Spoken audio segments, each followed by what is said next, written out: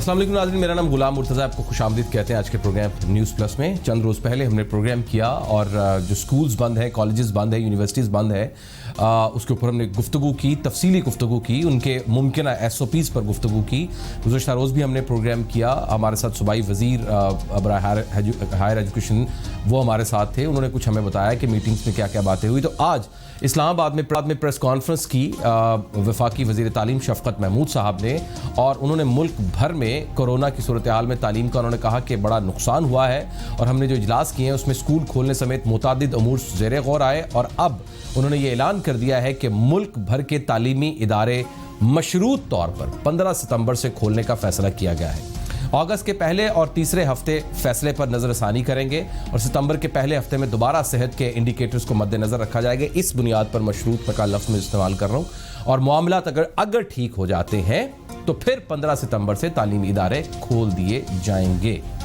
इसको यकीनन जोड़िए ईद उल अज़हा पे, क्योंकि उसके ऊपर भी हम एक प्रॉपर एक सेगमेंट करने जा रहे हैं। पहले भी हमने इंतबाह किया कि बहुत ख़तरनाक सूरत हाल बन सकती है और वही गलती जो ईद उल फितर पे हमने की है वही दोहरा सकते हैं हम। तो 15 ज़ाहिर है कुछ जुम्मे वाले दिन, कुछ 30 तारीख तक या 29 तारीख को ईद होगी, तो 14 दिन का इंक्यूबेशन पीरियड होगा। तो 15 अगस्त हो चुका होगा, सितंबर तक, एंड के सितंबर तक, अगस्त के एंड तक या 1 सितंबर तक काफ़ी सूरत हाल वाज़े हो जाएगी। उसको इसके साथ जोड़िए तो फिर कुछ समझ आता है कि शायद मामलात कुछ और गंभीर हो सकते हैं। वफाकी वज़ीर तालीम ने यह भी कहा कि फ़ैसला हुआ है कि मुख्तलिफ तालीमी इदारों को इंतज़ामी दफातर पहले खोलने की इजाज़त दी जाए, और ये बड़ा ज़बरदस्त इक़दाम है, बड़ा अच्छा SOP है। और ईद उल अज़हा के बाद या अगस्त के आगाज़ में स्कूल, कॉलेजेस, यूनिवर्सिटीज़, असातिज़ा और अमले को बुला सकें और हिफाजती इंतज़ामात और या SOPs जो है उसकी प्रैक्टिस की जाए। ये बड़ा ज़बरदस्त पॉइंट है, इस पर सभी एग्री हैं। किसी इस हवाले से किसी तारीख या वक्त के तयन का इख्तियार सूबों के पास है। शफ़क़त महमूद साहब का ये कहना था कि 13 मार्च के बाद इम्तिहानात रोक दिए गए थे, ताहम अब जो इदारे इम्तिहानात लेना चाहते हैं वो जुलाई के दूसरे हफ्ते से ऐसा कर सकते हैं। और यूनिवर्सिटियों में दाखिलों के लिए होने वाले इम्तिहानात को 2 रोज़ पर मुहित करने की हिदायत की गई है, लेकिन हुजूम ना बने ये शर्त रखी गई है। और इम्तिहानात खुले मैदान में होंगे, तलबा का दरमियानी फासला 6 फुट होगा और इम्तिहानात की निगरानी की जाएगी, और SOPs पर अमल ना होने पर इम्तिहान को रोक दिया जाएगा। SOPs क्या है? गुज़श्ता रोज़ भी सूबाई वज़ीर साहब से, राजा यासिर साहब से हमारी डिटेल में बात हुई थी। उनको कुछ मैंने भी सजेशंस दी थी, कुछ क्वेश्चंस उनके आगे रखे थे, लेकिन इसके ऊपर बड़ा अच्छा काम किया हुआ है काशिफ मिर्ज़ा साहब ने, जो चेयरमैन है एप्सफा के, और उनसे बात करते हैं। All Pakistan private school federation उसके चेयरमैन हैं, उन्होंने पहले भी हमारी रहनुमाई की थी। मेरी भी बात हुई जो सूबाई वज़ीर थे, कुछ उनसे भी हमने सजेशंस ली, कुछ मैंने भी उनको सजेशंस दी, उन्होंने अप्रिशिएट भी किया, कुछ उसको पॉइंट्स को उन्होंने ऐड भी किया गुज़िश्ता प्रोग्राम में। आपने इसके ऊपर एक पूरा डिटेल SOPs बनाए थे, हमें ज़रा मुख्तसरन बताइएगा उन SOPs में क्या क्या शामिल था, और क्या कोई ख़बर या शुनीद मिली है कि जो हुकूमत करने जा रही है वो क्या SOPs बनाने जा रही है? देखिए, पहले तो मैं ये बात जरा थोड़ा सा क्लियर कर दूं कि ये जो आज जो शफ़क़त महमूद साहब ने प्रेस कॉन्फ्रेंस की है, इससे हमें बहुत ज़्यादा पुरुमीद ना होने की ज़रूरत है, क्योंकि ऐसी हम जो है उनकी कॉन्फ्रेंसेस वो अप्रैल से देख रहे हैं। अप्रैल में स्कूल खुलेंगे, मई में खुलेंगे, जून में खुलेंगे, जुलाई में। अब जुलाई के बाद 15 जुलाई के बाद इन्होंने एकदम एक छलांग लगाई, और कल जो हमने सुना वो था कि जी 1 सितंबर को खुलेंगे। जो आज सुना वो है 15 सितंबर को खुलेंगे, और वो भी इफ एंड बट के साथ है, वो शरायत मशरूत तौर पे। तो ये एक तो हमें थोड़ा सा इस पर बहुत ज्यादा उम्मीद हो जाने की जरूरत नहीं है। लेकिन सर इसको ये भी तो देखना है काशिफ भाई, इसको ये भी तो देखना है ना कि उस वक्त सिचुएशन क्या बनेगी, इसलिए इफ एंड बट्स तो रहने चाहिए, क्योंकि हम तो ब्लाइंड है, पता नहीं है कि आगे होना क्या है। देखिए, मैं फिर वही बात कहूंगा कि जिस वक्त कौमें कोई पॉलिसी बना रही होती हैं तो उनके पास उनके टारगेट्स होते हैं। ये जो अभी आपने बात की ना ईद के हवाले से, बेशक ये है चीजें, ये हमारे थ्रेट्स हैं, इसको कवर करने के लिए हमें फुल प्रूफ प्लानिंग करनी चाहिए। पूरा पाकिस्तान इससे पेंडेमिक से असरअंदाज है, हम भी असरअंदाज हैं। हमने तो इसीलिए इनको अप्रैल में ये SOPs बना के दे दिए थे, और हम वो फेडरेशन ने ही के SOPs हैं जो इस वक्त पूरे पाकिस्तान में बाहर SOPs हैं जो कि all Pakistan private school federation ने बना के दिए, और ये WHO, यूनिसेफ, यूनेस्को के स्टैंडर्ड्स के एन मुताबिक है। हमने इनको बल्कि यहाँ तक कहा कि आपको लगता है यार ये SOP मसलन काशिफ, मसलन क्या क्या है वो SOPs? तो कुछ मुझे जरा चीदा चीदा तो बताए ना, क्या क्या SOPs है जी। इसमें सबसे पहले हमने बात की सोशल डिस्टेंसिंग की। हमने कहा जी देखिए, पहली बात ये है कि अगर आप इसको वाकई करना चाह रहे हैं तो वो करना मुमकिन है, ठीक है। It's not a easy task, लेकिन ये मुमकिन है। वो कैसे? द फर्स्ट पॉइंट कि हमने कहा कि आप डबल शिफ्ट करें, एक पहली शिफ्ट होगी और उसके बाद दूसरी शिफ्ट होगी, और 2 शिफ्ट के अंदर, और जहां पे अगर मुमकिन हुआ तो हम कोशिश करेंगे 3 शिफ्टें भी की सकते हैं, लेकिन 2 शिफ्ट मैनेजेबल है। दूसरी बात हमने ये कहा कि हम 3 दिन जूनियर सेक्शन बुलाएंगे, 3 दिन सीनियर सेक्शन बुलाएंगे, तो ऑटोमेटिकली जो आपकी स्ट्रेंथ है वो 4 हिस्सों में डिवाइड होगी। ठीक है। फिर इसमें हमने ये भी इनको कहा है कि हम जो है ब्रेक टाइम ऑफ कर देंगे, क्योंकि हमने टाइम 3-3 घंटे का महदूद किया है। फिर दूसरी बात, हमने असेंबली का जो है सेशन वो नहीं करेंगे। ऑब्वियसली जब आपकी मिक्सिंग के चांसेस कम हो जाएंगे तो रिस्क भी कम होगा। अच्छा, अब इसमें एक बात ये भी थी कि जो हम फौरन नहीं स्कूल खोलेंगे, हम पेरेंट्स को बुलाएंगे, हम टीचर्स को बुलाएंगे, और पहले हफ्ता 10 दिन उनको एजुकेट करेंगे, उनको ट्रेन करेंगे कि आपने घर के अंदर और घर से लाते हुए और स्कूल से वापसी पे किन किन चीजों का ख्याल रखना है।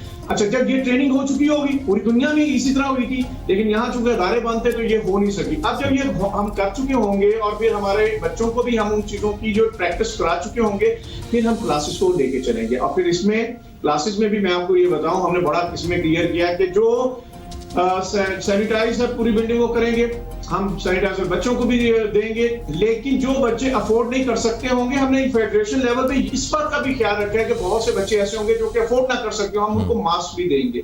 अच्छा, फिर इसके बाद हम आगे चलते हैं। हमने यहाँ पे ये भी चीज सजेस्ट की है कि हम जो है इनके अंदर अपने जो डॉक्टर्स हैं, डॉक्टर एसोसिएशन, उनसे हमने राब्ता किया कि वो आप हमें हेल्प आउट करें कि हमें क्या क्या मजीद एहतियातें जो है वो करनी है। और फिर हम ना सिर्फ उनकी एहतियातें बल्कि हम कोशिश करेंगे कि उनकी विजुअल जो है बना के पेरेंट्स को घरों में। काश साहब, मेरे पास 3 सवालात हैं। ये एसओपीज जो आप बता रहे हैं ये बहुत जबरदस्त है। I 100% agree with it. Very good, बहुत जबरदस्त है, इसमें कोई शक नहीं। मेरा भी जाती जो एक्सपीरियंस उसके मुताबिक ये ठीक है। मेरा पहला सवाल ये है कि आप सोशल डिस्टेंसिंग की बात कर रहे हैं और उसके लिए शिफ्ट्स में चेंज किया है। जो आपका फॉर्मूला है 8 शिफ्ट्स, यानी 3 दिन सीनियर्स को, 3 दिन जूनियर्स को, और उनको भी 2 शिफ्टों में, बहुत जबरदस्त पॉइंट है। लेकिन सवाल ये है कि आप 2 शिफ्टों में क्या एक ही टीचर को रखेंगे या स्टाफ को बढ़ाया जाएगा?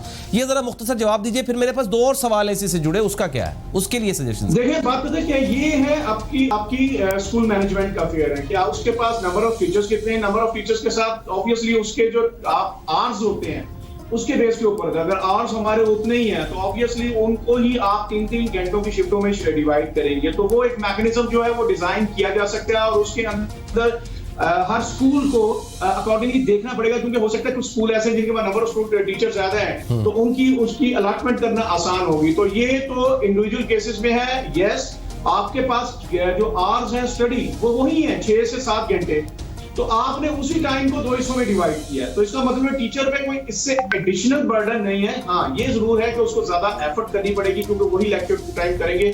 तो 3 डेज और 3 डेज की राशनिंग इसलिए की गई है कि दोनों को वो इक्वली जो है वो मेंटेन कर सके with in the same fees जो आप ले रहे हैं। देखिए, इसका फिर इंडिविजुअल लेवल के ऊपर, स्कूल के ऊपर आता है। ऑब्वियसली असूलन तो ये है कि अगर आप टीचर से एक्स्ट्रा टाइम अगर लेंगे तो उसको यू हैव टू पे और करना चाहिए। लेकिन अगर कोई तो वो बर्डन स्टूडेंट्स पर पड़ सकता है सर, टाइम ब्रैकेट उसी में है, तो मेरा ख्याल है तो उसमें स्कूल टू स्कूल वो वेरी करेगा। जो तो अच्छे स्कूल है उनको बिल्कुल ये करना चाहिए, और किसी की हद तक फी ऐसा साल नहीं होना चाहिए, उनको एडिशनल बोनस जरूर मिलना चाहिए। सही। किड्स जो हैं, किंडरगार्टन के हैं, प्ले ग्रुप के हैं, यानी छोटी क्लासेस 1 क्लास तक, उनके लिए क्या एसओपीज है? देखिए, हमने सबसे पहले ये कहा है कि जो हमारे सीनियर सेक्शन होंगे उनके लिए तो ऑब्वियसली वो सारी चीजें जो है वो समझदार हैं, वो कर लेंगे, वो फॉलो कर लेंगे। लेकिन जो प्री स्कूल का टीचर है, एक बात मैं आपको तो प्री स्कूल में अमूमन एक टीचर नहीं होता, उसके साथ असिस्टेंट टीचर भी होता है। जब टीचर और असिस्टेंट टीचर उसके साथ होते हैं तो ऑब्वियसली एसओपी तो वही है कि उन्होंने किस चीज का सोशल डिस्टेंसिंग का किस तरह ख्याल करना है, लेकिन ऑब्वियसली उसका हाथ, उसके ग्लव्स, उसका जो है मास्क जो टीचर का है, और फिर उसकी जो है केयर, वो बड़ी इंपॉर्टेंट है कि उसने बच्चों के साथ जब डील करना है तो कैसे करना है। तो ये एक वो डिटेल डॉक्यूमेंट है, ये जो आपको हमने फॉरवर्ड किए हैं, मीडिया को भी मैंने फॉरवर्ड किया हुआ है। इसमें हर क्लास का उन्होंने डिटेल डॉक्यूमेंट्स दिया हुआ है कि उसके अंदर स्पेशल जो उन्होंने केयर करनी है वो क्या क्या है। तो इसमें अच्छा, वैसे इस फॉर्मूले को क्यों नहीं अपनाया जा रहा कि पेरेंट्स को हफ्ते में एक बार 2 घंटे की ऑनलाइन क्लासेस दी जाए, और उनको जो बच्चे हैं, जो प्री स्कूल बच्चे हैं या 2nd क्लास तक या 1st क्लास तक बच्चे हैं, उनको उनके वालिदैन को समझा के उनको होमवर्क दे दिया जाए और वो घर में अपने बच्चों को पढ़ा सकें, यानी गाइड उनके वालिदैन को कर दिया जाए और बच्चों को स्कूल में ना लाया जाए। ये क्यों नहीं इम्प्लीमेंट हो सकता है सब? मुर्तजा भाई, बात पता क्या है कि ये एक हमारे जो एलीट क्लास है ना, उसके हद तक तो इम्प्लीमेंट किया जा सकता है, और लेकिन उसके अंदर भी बहुत ज्यादा कबाते हैं। लेकिन जो हमारा बाकी 99% है, मोस्टली उसका बहुत बड़ा इशू ये कि हम तैयार ही नहीं है इस इंफ्रास्ट्रक्चर के लिए। फिर हमारा पेरेंट तैयार नहीं है। मोस्टली हमारा 70% जो है वो वेल एजुकेटेड नहीं है। अच्छा चलो, अगर वेल एजुकेटेड या वेल लिटरेट नहीं है, अगर कोई है भी तो वो वेल आईटी लिटरेट नहीं है। तो एक मैकेनिज्म जो घरों के अंदर का है, जो क्लासरूम एनवायरनमेंट है, वो बहुत डिफरेंट है। मैं आपको हकीकत बताऊं, ये जो हमारा ऑनलाइन सिस्टम है टोटली फ्लॉप्ड है। ये ऐसे दिल को तसल्ली देने के लिए एक ड्रामा गढ़ा गया, जबकि अगर हम देखते हैं तालीम दर जैसे तो पेरेंट्स को वीकेंड पे बुला लिया जाए 2 घंटे के लिए, स्कूल बुला लिया जाए। मैं उसमें कह रहा हूं ना, उनको आप बुला भी लेंगे, लेकिन जो आईटी नॉलेज है या आईटी का फैमिलियर होना या फ्रेंडली होना जो है वो हमारा कल्चर नहीं है। और मोस्टली आप तो चले बड़े शहरों के अंदर तो काफी हद तक इन चीजों की अवेयरनेस होगी, लेकिन अगर आप थोड़ा सा बड़े शहरों से बाहर, बड़े छोटे शहरों में बहुत मुश्किल है। सही कह रहे हैं, फार फ्लंग एरिया में ये बहुत पाकिस्तान में ऑनलाइन क्लासेस सिस्टम फेल है, इसमें कोई शक नहीं। काश साहब, बहुत बहुत शुक्रिया काश साहब, thank you very much sir, thank you very much. आइए, आपके SOPs के जो पॉइंट्स हैं वो बड़े जबरदस्त हैं। एक ब्रेक लेते हैं नाज़रीन, और ब्रेक के बाद मैं 2 अहम तरीन इश्यूज को इकट्ठा करूंगा। एक तो ये कि ये सुना है कि पाकिस्तान की इकॉनमी को एक पुश मिला है, अब कुछ बेहतरी की तरफ बढ़ रही है, कोई एक्सपोर्ट्स में भी इजाफा हो रहा है, स्टॉक मार्केट पर हमला हुआ लेकिन वो भी बूस्ट कर रही है, फिर साथ में गोल्ड प्राइस को हम देख रहे हैं वो भी हाई जा रही है। तो क्या वाकई पाकिस्तान की इकॉनमी को पुश मिला है? और साथ में इसी टॉपिक के अंदर हम जरा के इलेक्ट्रिक का मामला जोड़ेंगे। ये जो कराची में बदतरीन लोड शेडिंग है, इसके असल रूट्स क्या है, कहानी क्या है इसकी? क्या ट्रांसमिशन सिस्टम वीक है, एक्स्ट्रा बिजली नहीं आ सकती है, लोड ज़्यादा है, यूजेज ज़्यादा है, उसके ऊपर प्रोडक्शन भी है हमारे पास, हम अगर लोड डालते हैं सिस्टम तो सिस्टम ट्रिप करता है, के इलेक्ट्रिक का मसला है, पीछे से बिजली नहीं है उतनी, कहानी क्या है असल में, उसका जिक्र करेंगे एक ब्रेक के बाद। ब्रेक के बाद आपको खुशामदीद कहते हैं। सुना है कि पाकिस्तान की इकॉनमी से कुछ अच्छी खबरें आ रही हैं, क्या वाकई ऐसा ही है? वाकई खबरें आ रही हैं? पाकिस्तान की इकॉनमी में कितना पुश आना शुरू हुआ है, और क्या वाकई आ रहा है या नहीं आ रहा है? मालूम हुआ है कि लोगों की इन्वेस्टमेंट्स और लोगों को इसका बड़ा फ़ायदा हो रहा है, एक्सपोर्ट्स में काफ़ी ज़्यादा चेंजेस आ रही हैं। वाकई ऐसा कुछ हो रहा है या नहीं हो रहा है? तो आने वाले दिनों में जो कोरोना के हालात बन रहे हैं, अगर ये इंक्रीज़ कर गया तो सिचुएशन क्या होगी, अगर हम डिक्रीज़ करते गए तो फिर हमें कितना फ़ायदा हो सकता है?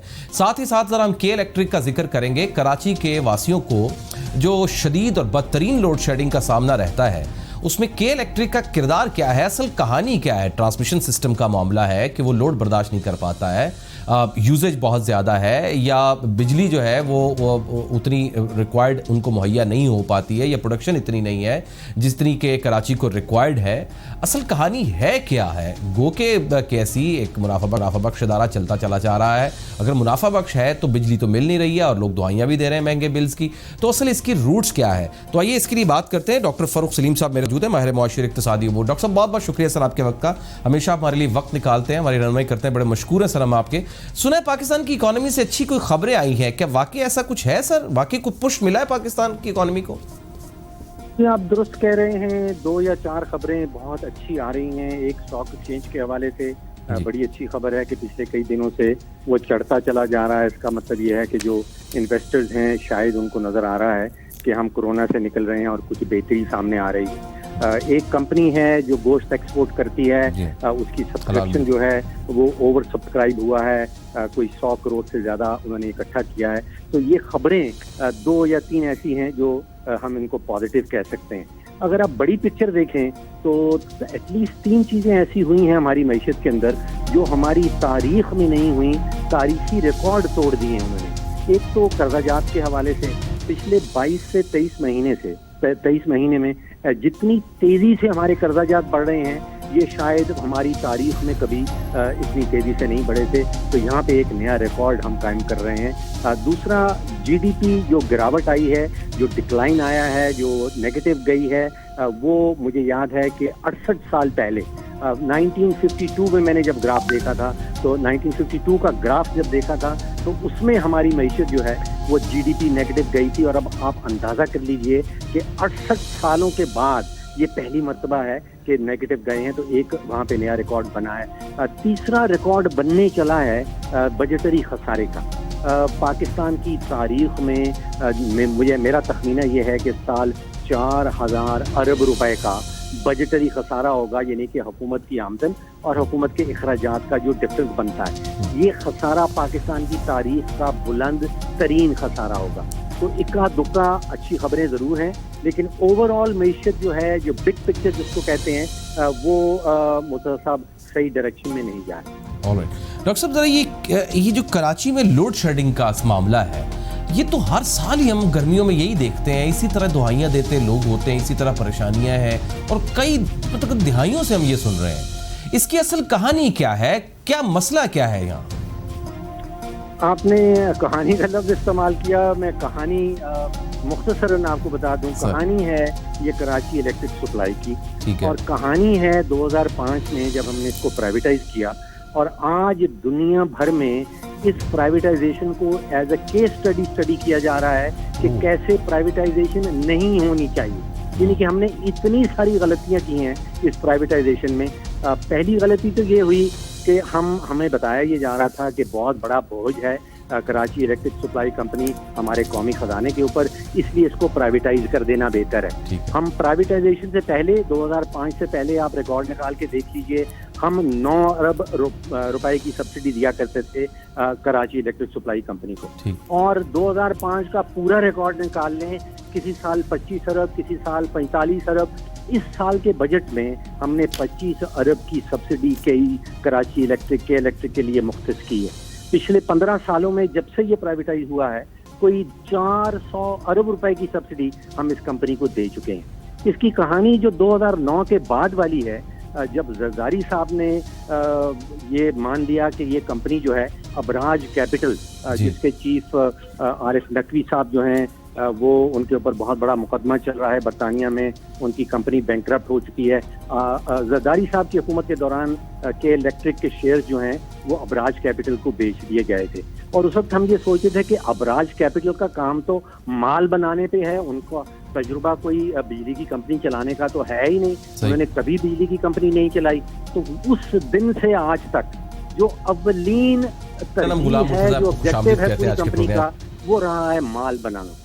जुम्मे वाले दिन के जो यंग इंजीनियर्स हैं उनसे बात कर लीजिए, उन्होंने आपके साथ पूरे कराची में जो कॉपर की लाइनें बिछी हुई थी वो उठा के बेच डाली और उसकी जगह एल्यूमिनियम की डाल दी, और अब इसका हाल ये है। उनसे बात करते हैं, जो all Pakistan private school federation उसके चेयरमैन हैं, उन्होंने पहले भी रहनुमाई की थी। मेरी भी बात हुई जो सूबाई वजीर थे, कुछ उनसे भी हमने सजेशंस ली, कुछ मैंने भी उनको सजेशन दी, उन्होंने अप्रिशिएट भी किया, कुछ पॉइंट्स को उन्होंने ऐड भी किया प्रोग्राम में। आपने इसके ऊपर एक पूरा डिटेल एसओपीज बनाए थे, हमें जरा मुख्तसरन बताइएगा उन एसओपीज में क्या क्या शामिल था, और क्या कोई खबर या शुनीद मिली है कि जो हुकूमत करने जा रही है वो क्या एसओपीज बनाने जा रही है? एनटीडीसी से जो हुकूमती उसका उदाहरण देना, तो ये कराची इलेक्ट्रिक का अव्वलीन ऑब्जेक्टिव रहा है माल बनाना, और वो इसमें बड़ी हद तक कामयाब हुए हैं। जो एग्रीमेंट किए गए थे 2005 में, 2009 में, कि बेतहाशा इन्वेस्टमेंट की जाएगी, सिस्टम को इम्प्रूव किया जाएगा, उस किस्म की कोई बात के इलेक्ट्रिक की मैनेजमेंट ने की नहीं। सर, इसमें ट्रांसमिशन सिस्टम का जाहिर, आपने वो कॉपर वाली वायर और वो सिल्वर वायर की बात की, तो बड़ी हॉट स्टोरीज चलती रही 2007-8 में, हमने देखा इसके ऊपर बड़ा एक्सक्लूसिव बातें होती रही, लेकिन वो वहीं की वही रही। और एक तो ट्रांसमिशन सिस्टम का कितना कसूर है, दूसरा जो सप्लाई है या जो डिमांड है उसका कितना कसूर है, वो पूरी नहीं हो रही, ट्रांसमिशन सिस्टम वीक है, या ये दोनों ठीक है? असल कहानी केएससी की अपनी है। देखिए, के इलेक्ट्रिक वाले कह रहे हैं कि हमें तेल बर वक्त नहीं पहुंचाया, जो कि शायद विफाकी हुकूमत का काम था। विफाकी हुकूमत कह रही है कि ये सिंध हुकूमत के ऊपर इल्ज़ाम लगाया जा रहा है। तो एक तो के इलेक्ट्रिक के अजगद ये सियासत जो है वो चल रही है, लेकिन एक नुक्ता और मुतल साहब जो मैं आपके सामने रखना चाहता हूँ, आप देखिए कि दुनिया भर में बड़े ऐसे शहर हैं जहाँ 200-200 इंच 300-300 इंच बारिश होती है, लेकिन कभी ये नहीं सुना जाता कि वहाँ के शहरी इलेक्ट्रिक्यूट हुए। कराची में औसतन बारिश सिर्फ 7 इंच औसतन बारिश होती है पूरे साल। ऐसी मैं कोलंबिया के शहर आपको गिनवा सकता हूँ जहाँ 300 इंच बारिश होती है। जी जी जी। हवाई के इर्द गिर्द 200 इंच बारिश होती है।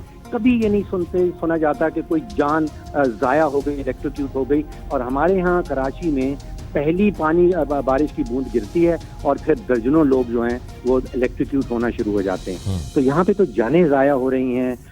फिर हमारा कसूर आप नेपरा पे डाल दीजिए। एक गठजोड़ नजर आता है कि हुकूमती इदारे जो रेगुलेटर हैं, जिन्होंने 22 करोड़ पाकिस्तानी अवाम के मुफादात का तहफ़्फ़ुज़ करना है, वो गठजोड़ कर लेते हैं इन प्राइवेट कंपनी से। और फिर गठजोड़ के नतीजे में जो है वो आम आदमी की जेब खाली होती है और जो ऑलरेडी बड़े अमीर कंपनीज हैं, अमीर शख्सियात हैं, उनकी जेब गर्म हो जाती। तो सर के इलेक्ट्रिक को इसकी प्राइवेटाइजेशन खत्म की जा सकती है? देखिए, मैं प्राइवेटाइजेशन के हक में हूँ, प्राइवेटाइजेशन खत्म करने के हक में नहीं। ठीक। क्योंकि हुकूमत का काम जो है वो हुकूमत चलाना है, वो गवर्नेंस करना है। Government is to govern. Government का काम बिजनेस में आना नहीं है। सही। ये प्राइवेटाइजेशन तो ठीक, प्राइवेटाइजेशन तो होनी चाहिए, लेकिन उसके बाद फिर रेगुलेटर का कोई काम आता है जहाँ पे उसने आपके और मेरे मफादात को प्रोटेक्ट करना है, उसने किसी प्राइवेट कंपनी के मफादात को प्रोटेक्ट नहीं करना। तो वो गठजोड़ जो है उसको तोड़ना होगा। प्राइवेटाइजेशन तो होना जरूरी है मुर्तज़ा साहब। राइट। बहुत शुक्रिया डॉक्टर साहब, बहुत शुक्रिया sir, thank you very much sir, आपने टाइम दिया, हमें समझाया।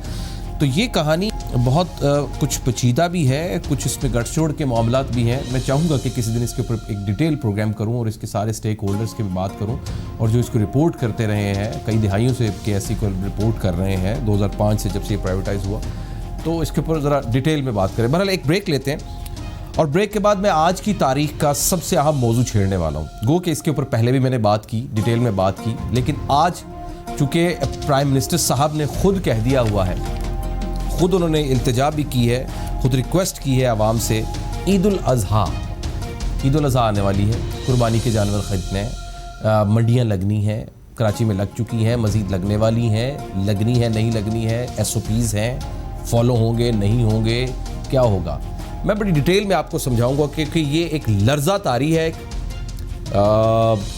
ईद उल अज़हा की आमद है और बहुत ज़्यादा, खुदा ना करे ऐसा हो, लेकिन बहुत ज़्यादा ख़तरा है कि इस बार 15 अगस्त के बाद कोरोना केसेस में शिद्दत बहुत ज़्यादा आ सकती है। उसकी वजह यह है कि जो SOPs बनाए जा रहे हैं वो होंगे तो ठीक, लेकिन उस पर अमल दरामद करना इस वक्त तकरीबन नामुमकिन है। और SOPs पर अमल दरामद कराना, अवाम से अमल कराना, ये मुकम्मल खाम ख्याली है और ईद उल फितर वाली गलती हम फिर से दोहराने वाले हैं।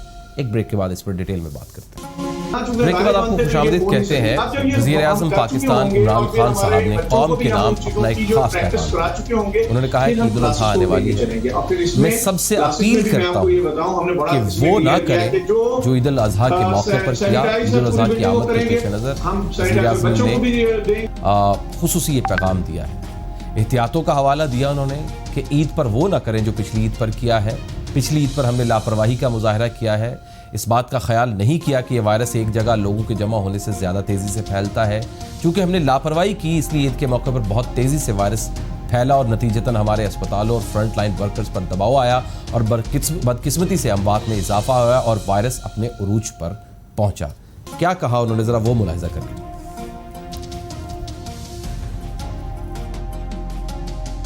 जा रही है कुर्बानी की, मैं आज आप सबसे अपील करता हूँ कि वो ना हम करें जो हमने पिछली ईद में किया। हमने ये सोचा नहीं कि ये एक ऐसी वायरस है कि जब लोग जमा होते हैं, ज्यादा लोग जमा होते हैं, ये तेजी से फैलता है। क्योंकि हमने लापरवाही की ईद के ऊपर, उसकी वजह से बड़ी तेजी से वायरस फैला। उसका नतीजा क्या हुआ, हमारे अस्पतालों पर प्रेशर पड़ा। मैं अपील करता हूँ कि सादगी से ये बड़ी ईद में हमने पूरे SOPs बनाए हुए हैं कुर्बानी की ईद पे कैसे कुर्बानी करनी है। मैं अपनी सारी कौम से अपील करता हूँ कि बहुत जरूरी है आपके लिए, अपने मुल्क के लिए बहुत जरूरी है। अल्लाह ने करम किया है, अगर हम अब एहतियात कर लें तो इंशाअल्लाह बाकी दुनिया के मुकाबले में हम बहुत बेहतर निकलेंगे इस बड़े मुश्किल से। मेरे पास 3 सवाल। ईद उल अज़हा मनाना, ये SOPs जो आप बता रहे हैं, कुर्बानी करना भी बहुत जरूरी है। आई 100% एग्री करे तो और क्या, वेरी गुड, बहुत डायरेक्शन दे सकता है। मेरा भी जाती जो एक्सपीरियंस उसके मुताबिक ये ठीक है। मेरा पहला सवाल ये है कि आप सोशल डिस्टेंसिंग की बात कर रहे हैं और उसके लिए जो एसओपीज किया जो बनाए जा रहे हैं, जो कि अभी तक हमारे सामने तो नहीं आए, लेकिन जो एसओपीज बनाए जाएंगे, सीनियर्स को 3 दिन, जूनियर्स को भी होंगे, शिफ्टों में बहुत जबरदस्त तकरीबन ठीक होते हैं। लेकिन सवाल ये है कि आप 2 शिफ्टों में क्या एक ही टीचर को रखेंगे या स्टाफ को पाकिस्तानी अवाम के लिए जरा मुख्तसर जवाब दीजिए, फिर मेरे पास 2 और सवाल है इसी से जुड़े। उसका हकीकत ये है कि कुछ भी कर दिया जाए, पाकिस्तान में एसओपीज पर किसी सूरत मुकम्मल अमल दरामद मुमकिन ही नहीं है। आप कहें कि अवाम एसओपीज पर अमल दरामद कर ले, उसको यकीनी बना ले, ये सिर्फ एक खाम ख्याल है। मंडियों की हालत देख लें, जानवरों और लोगों का जानवरों को बार बार छूना, मंडियों में रश होना, मंडियों के इर्द गिर्द लोगों का रश होना, कीचड़ में लिथड़ी हुई मंडियां होना, जिन गाड़ियों के जरिए जानवरों को घर तक लेकर जाना है और जिन रस्सियों से जानवरों को बांधना है, जो हुकूमत करने जा रही है वो क्या एसओपीज पर अमल दरामद नहीं करने देंगे। तो क्या फिर अगस्त के मिड में हम एक बार फिर कोरोना मरीजों में तेजी देखेंगे? ये बहुत सीरियस मैटर हो चुका हुआ है, लर्जा तारी हो जाता है कि क्या करेंगे तो क्या करें, कि सिर्फ आपके और मेरे हाथ। आइए जरा इस पर बात करते हैं। सीनियर सहाफी और तज्जियाकार टीम सिद्दीकी साहब मेरे साथ मौजूद है। जिससे आपने बहुत अरसा बरतानिया में गुजारा, वहाँ पर ईदें भी मनाई, वहाँ पर बहुत सारे प्रेसिडेंट हैं, मुस्लिम उम्मा वहाँ पर बहुत ज़्यादा तादाद में मुस्लिम कम्युनिटी है, वो ईद कुर्बानी भी करते हैं, गोश्त भी बांटते हैं, सारा कुछ होता है। मुझे ये समझाए कि क्या इस बार पाकिस्तान में आपको लगता है कि एसओपीज पर अमल दरामद हो सकता है या अपने तय अवाम एसओपीज पर अमल दरामद कर सकते हैं? होना क्या है आपके ख्याल में? क्या है? मैं फिर वही बात कहूंगा कि जिस वक्त कौमें पॉलिसी बना रही होती है तो उनके पास कुछ टारगेट्स होते हैं। ये जो अभी आपने बात की ना ईद के हवाले से निकल जाते हैं, ये है चीजें, ये हमारे ट्रैक के ऊपर जो है वो जॉगिंग कर रहे होते हैं, प्लानिंग करनी चाहिए पूरा पाकिस्तान इससे पेंडेमिक से असरअंदाज है, हम भी असरअंदाज हैं। हमने तो किसी लिए इनको अप्रैल में एसओपीज बना के दे दिए थे, कोई शक नहीं है, दिन रात हम तक मेहनत कर रहे हैं पाकिस्तान की तरक्की के लिए। लेकिन आप ये देखें कि जब एक अल्लाह ताला की तरफ से पैगाम आया हुआ है, यूनिसेफ यूनेस्को के स्टैंडर्ड्स के एंड मुताबिक है, हमने बोला कि यहां तक वहाँ के लोकल लोगों से वो लोग अभी कर रहे हैं, खाना का वो छू नहीं सकते। क्या क्या है वो एसओपीज तो कुछ मुझे जरा सीधा तो बताएं ना, क्या क्या बना हुआ है। तो हमारे ये सब पाबंदी होनी चाहिए। आपने बड़ा अच्छा पॉइंट उठाया, मैं यहाँ पे ये बात बताना कि जरूर समझूंगा कि हमने, आप फील्ड में थे, मैं भी फील्ड में था, हमने छोटी ईद के बाद, ईद उल फितर के बाद ऐसे केसेस देखे थे कि रोंगटे खड़े हो रहे थे, जितनी तेजी से वो स्प्रेड किया था। जिस फैमिली को फ़ोन करो, पूरी फैमिली कोरोना से जो है बीमार पड़ी हुई थी, हॉस्पिटल्स में बेड्स नहीं थे, वेंटिलेटर्स नहीं थे, दवाइयाँ नहीं थी। खुदा का शुक्र कर करके इसका अब कुछ जोर टूटा है। लेकिन अगर ईद उल अज़हा के ऊपर पाबंदियां नहीं लगाई गई, आपने सारे पॉइंट तो बता दिए गुलाम मुर्तज़ा कि आप किस तरह जानवरों से 6 फुट का फासला रखेंगे, जिससे आपने ख़रीदना है, नोटों को आपने देना है, लेन देन करना है, फिर वो रस्सी जानवर को बांधनी है, वो रस्सी पता नहीं किसने पकड़ी होगी, उसको लेके आप आएंगे। WHO, FDA सब ये कह रहे हैं कि इस बीमारी का भी कोई इलाज नहीं निकला है, इसका सिर्फ यही तरीका है कि आप सोशल डिस्टेंस रखें। तो मुझे बताएं कि इस कुर्बानी वाली ईद पे आप किस तरह सोशल डिस्टेंस रखेंगे, जबकि एक गाय को ज़िबा करने के लिए कम से कम 6-7 बंदों की ज़रूरत होती है। क्या वो 6-6 फुट के फासले पे खड़े होकर गाय को ज़िबा करेंगे? ये सारी मारूजी चीज़ें जिनको आपको मद्देनज़र रखना पड़ेगा। मेरे ख्याल से गवर्नमेंट को बिल्कुल पाबंदी लगानी चाहिए थी कि इस ईद के ऊपर आप कुर्बानी नहीं कर सकते। कुर्बानी का अगर आप गहराई में जाके मतलब देखें तो जो पैसे आपने कुर्बानी के लिए रखे हुए आप उससे किसी गरीब की इमदाद कर सकते हैं, वो भी तो एक कुर्बानी आप बहुत देंगे। दुनिया बेरोजगार हो गई है, की कुर्बानी देंगी। जो बेरोजगार है उनके घर में जाके राशन डलवाएं, ये भी कुर्बानी है। तो बात है कुर्बानी के मफहूम को समझना चाहिए। एक जानवर को सिर्फ ज़िबा करके उसका गोश्त बांट देना ही कुर्बानी सर, नहीं ये तो नसीब साहब ये तो क्लियर है। कुरान पाक में कहा कि ना तो खून पहुंचता है और ना ही गोश्त पहुंचता है तो तकवा। तो तकवे के मफहूम के लिए अब मामला यहां तक नहीं आया, बल्कि अब तो उलमाए कराम की कोर्ट में ये बॉल आया हुआ है। वो इसको कितना इंटरप्रेट करते हैं, उनका किरदार कितना ज़रूरी है इस वक्त कि बहुत मजबूरी है, नहीं बर्दाश्त हो रहा तो तब लोग जाएं, और अगर नहीं, अगर एक आधा बकरा करने वाले लोग हैं तो वो या तो ऑनलाइन कर लिया जाए और गोश्त लाया जाए और बांट दिया जाए तरीके से, तो या फिर एक आधा बकरा करने वाले वो ना करें और उस पैसों से कम से कम 35,000 रुपये का एक बकरा आता है, कम से कम कुर्बानी 30,000 रुपये से कम नहीं होती, कम से कम, तो वो 30,000 रुपये 10,000 करके 3 फैमिलीज को कर दे तो एक महीने का राशन हो सकता है। उलमा कराम का कितना किरदार इस वक्त बनता है?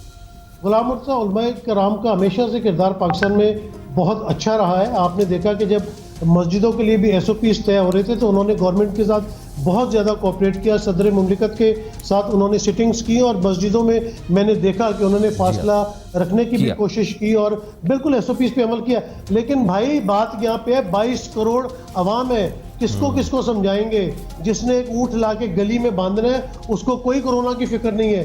पहले तो लोग ये कहते थे हमारे कि कोरोना कुछ है ही नहीं। जब उन्होंने अमवात देखी, हॉस्पिटल्स में जाके उन्होंने मरीजों को देखा तो फिर कहीं थोड़ा सा यकीन किया। अभी भी कह रहे हैं कि शायद गर्मी आ गई तो कोरोना ख़त्म हो गया। भाई कोरोना ख़त्म नहीं हुआ, ये जो स्मार्ट लॉकडाउन हुआ है इसकी वजह से उसके फैलाव में काफ़ी कमी हुई है। अभी दुनिया में इसने दोबारा फैलना शुरू कर दिया। अगर आप अमेरिका की मिसाल ले लें तो अभी जॉर्ज फ्लॉयड के डेथ के बाद जो मुजाहिरे हुए हैं उसके बाद आप देखें कि अमेरिका में दोबारा फैलना शुरू हो गया। तकरीबन 60 हज़ार मरीज अमेरिका में डेली आ रहे हैं, 1.5 लाख से ज़्यादा अमवात वहाँ पे हो गई हैं। तो इस मौके पे SOPs पे तो कोई अमल होना नहीं है। आप इस कौम को कितना भी समझा लें नहीं समझ सकते। और सोशल डिस्टेंस का मतलब समझे, 6 फुट का फासला है। आप ये कौन से SOP पे अमल करके 6 फुट के फासले पे जाके आप बकरे खरीदेंगे, गाय भैंस खरीदेंगे, उसको रिक्शे में डाल के लाएंगे? आप तो मोटरसाइकिल के ऊपर गाय भैंस लेके फिर रहे होते हैं, एक रिक्शे के अंदर 4-4 बकरे डाले हुए होते हैं। तो ये बिल्कुल SOPs पे अमल नहीं हो सकता। गवर्नमेंट को चाहिए कि इस पर बहुत ज़्यादा सख्ती करें और उलमा कराम जो है वो कौम को यही तक बताएं कि किस तरह वो कुर्बानी के पैसे को सही तरीके से इस्तेमाल कर सकते हैं और जो गरीब लाचार लोग पाकिस्तान में जो बेरोजगार हुए उनकी इस पैसे से इमदाद करें। आपकी नीयत अल्लाह ताला तक जरूर पहुंचेगी और आपको उसका अजर भी मिलेगा और इस बीमारी से भी बचे रहेंगे। इसमें बहुत ज्यादा वो जो रिलीफ फंड था, प्राइम मिनिस्टर का रिलीफ फंड, वो बहुत ज्यादा इस पे काम कर सकता था अगर प्राइम मिनिस्टर साहब ये कहते कि अगर आप कुर्बानी ना करें तो रिलीफ फंड में पैसे जमा करवा दें, हम आपके रिलीफ के जितने पैसे होंगे आवाम तक पहुंचाएंगे, गरीबों की मदद करेंगे, महीने का राशन पहुंचाएंगे, शायद वो भी इफेक्टिव होता। अच्छा, इसमें नसीम साहब मैं कराची के जो अभी फिलहाल मंडी सबसे बड़ी जो लगी हुई है वो कराची में लगी हुई है, मैंने उसको थोड़ा सा फॉलो करने की कोशिश की। कुछ दोस्त रिपोर्टर से पूछा कि आपने उनको कवर किया है क्या, उन्होंने उधर क्या है, तो उन्होंने जो मिस्ड गेट है वो उनकी तारीफ की कि वो बाकायदा बैरियर लगाए गए हैं, आप मिस्ट से होके अंदर जाते हैं और जब वापस आते हैं तो बाकायदा उन्होंने एक क्लोरीन से भरा हुआ एक वेट मैट रखा हुआ जिससे आप पाँव आपके साफ हो जाते हैं, फिर आप मिस्ट गेट से होके बाहर जाते हैं। मेरा सवाल ये है कि सर क्या हम इस तरह करके बच सकते हैं? गो कि हम कोई मेडिकल एक्सपर्ट नहीं है दोनों, लेकिन जब से कोरोना कवर कर रहे हैं वो क्या कहते हैं कि हमने दहशतगर्दी के एलिमेंट को जितना कवर कर लिया, हमें तो ये भी पता चल गया कि कोई बॉम्ब के फटने के बाद होता क्या क्या है। तो कोरोना को जितना हमने कवर कर लिया, हम आधे डॉक्टर तो बन चुके हुए हैं, तो क्या हम ऐसा क्या करें कि हम कुर्बानी के जानवर भी खरीद लें और कोरोना की चेन भी तोड़ लें? जी, हम बात वहीं आ जाती है कि आपके अपने अंदर कितना वो है कि आप SOPs पे अमल करते हैं। ये मैं इन मिस्ड गेट वगैरह को बिल्कुल नहीं मानता, ये कोई इतने स्टैंडर्ड के नहीं है या इससे कोई कोरोना मर नहीं जाता। मैंने इतना एहतियात करने वाले लोगों को देखा है कि उनको भी कोरोना हो गया। डॉक्टर्स जो इतनी एहतियात करते उनको कोरोना हो गया। तो कोरोना को इस तरह नहीं रोका जा सकता। इन मंडियों में आने जाने में आप कैसे जानवरों को 6-6 फुट के फासले पे खड़े करेंगे? मतलब अकल इस बात को नहीं मानती है। एक झमगट्टा लग जाता है और हमारे लोग तो जब झमगट्टा होता है और उन्होंने मास्क पहना होता है और मैंने देखा कि जब वो बात करने लगते हैं तो मास्क को मुंह से नीचे कर लेते हैं। भाई यही चीज़ों से तो आपने एहतियात करनी ताकि आपके मुंह से कोई ऐसे पार्टिकल्स ना निकले जो दूसरे से पहुंचे। तो ये एक आप देखिएगा कि खुदा ना खास्ता अगर कोरोना दोबारा फैला तो 15 अगस्त के करीब आप देखेंगे कि इतने मरीज आना शुरू हो जाएंगे जिनको हमारे हॉस्पिटल्स को संभालना मुश्किल हो जाएगा। तो हम तो एक तो अल्लाह ताला से दुआ करते हैं कि इस मूजी वबा से हमें बचा के रखें और दूसरा में एहतियात का दामन हाथ से नहीं छोड़ना चाहिए। प्राइम मिनिस्टर इमरान खान ने बड़े सच्चे दिल से कहा है कि SOPs पे अमल करें। हमें चाहिए कि SOPs पे अमल करें और कोशिश करें कि इस ईद पे जितना भी हम एक दूसरे से दूर रह सकें और SOPs पे अमल कर सकें ताकि आइंदा आने वाली नस्लें और दूसरों को जो है वो इस वबा से बचाया जा सके। सही। तो इसमें नसीम साहब, अब ज़रा बरतानिया का या यूरोपियन कंट्रीज़ का मुस्लिम कम्युनिटी बहुत है, ईद उल अज़हा भी मनाते हैं, कोरोना वायरस के बाद या अब भी या पहले भी वहाँ भी कुर्बानी होती है। मैं खुद भी कुर्बानी के दिनों में बरतानिया में रहा हूँ, मैंने देखा वहाँ पर कहीं कोई खून या कुछ नहीं गोश्त आ जाता है। वहाँ प्रोसीजर क्या है, क्या किया जाता है कुर्बानी के लिए? देखिए जी, हम अपना वहाँ पे यूके यूरोप वगैरह में एक तो कुर्बानी करने की आपको घरों पे इजाज़त ही नहीं है कि कोई अपने घरों पे कुर्बानी करे या दुकान पे कुर्बानी करे। वहाँ पे स्लॉटर हाउसेस बने हुए हैं और वो भी बाकायदा मॉनिटर होते हैं, वो सारे SOPs के ऊपर अमल करते थे। जब मैं भी लंदन में था, आप भी आए थे मेरे पास, बड़ा अच्छा वक्त हमारा गुजरा था। तो मैं भी बकरा ईद के ऊपर हम ये करते थे कि हमारा जो गोश्त वाला था, हम उसको जाके बुकिंग दे देते थे। वो हमारा पूरा नाम, वालदा का नाम, हर चीज लिख लेता था और स्लॉटर हाउस में हमारे नाम की कुर्बानी हो जाती थी और एक बड़ा सा थैला जो है उसमें प्रॉपर गोश्त बन के वो उसकी शॉप पे आ जाता था। वहां से जाके हम कलेक्ट कर लेते थे और छोटे छोटे बैग्स में बना के अपने रिश्तेदारों को बांट देते थे। गरीबों का तो वहाँ पे कॉन्सेप्ट कोई था नहीं। दूसरा ये होता था कि मैं अक्सर कुर्बानी के पैसे पाकिस्तान भेज देता था, लेकिन क्योंकि आपने यूके, यूरोप, अमेरिका का पूछा है तो वहाँ यही प्रोसीजर है कि आप स्लॉटर हाउस वालों को जाके बुकिंग दे देते हैं। वहाँ पे स्लॉटरिंग होती है, SOPs पे अमल होता है। गोश्त जो यहाँ मुमकिन नहीं, मैं ये पूछा इसलिए था कि शायद हम इधर कर सके, लेकिन वो मुमकिन है। अब हमारे पास 30 सेकंड, 22 करोड़ आवाम है। डॉक्टर साहब, आप अपना नसीम साहब ये तय कर लें कि खतरा बहुत ज्यादा है, 99% खतरा है कि कोरोना वायरस बढ़ सकता है। बिल्कुल, मैं कहता हूँ 99.9%, लेकिन वही है कि अल्लाह की ज़ात पे उम्मीद है, अल्लाह ताला को बेहतरी फरमा देगा। ऑलराइट, बहुत शुक्रिया नसीम साहब, thank you very much, thank you very much. अपना बहुत सा रखिए, हमेशा आप हमारी रहनुमाई करते हैं, हमारे लिए वक्त निकालते हैं। इसके साथ ही हमारा आज का प्रोग्राम अपने इख्तिताम को पहुंचता है। फीडबैक जरूर दीजिएगा, अपना गिरदोनर का बहुत सा ख्याल रखिए।